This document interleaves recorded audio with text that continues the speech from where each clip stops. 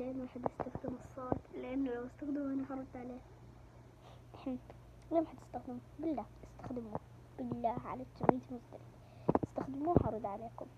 يعني املؤوا دحين، املؤوا صور يعني قلب، حتى لو كان اللايك باين صوروا القلب واملؤوا باللون الأحمر، أي لون يعني املؤوا عادي، أحسن لكم لون الوردي أو أحمر، تملؤوا بقدر حبكم. دحين مثلا ملأت نصه، خلاص كذا يعني هذا قدر حبكم لي، يعني حبكم لقناتي أو يعني محتواي وكذا. وبس باي، شاركوا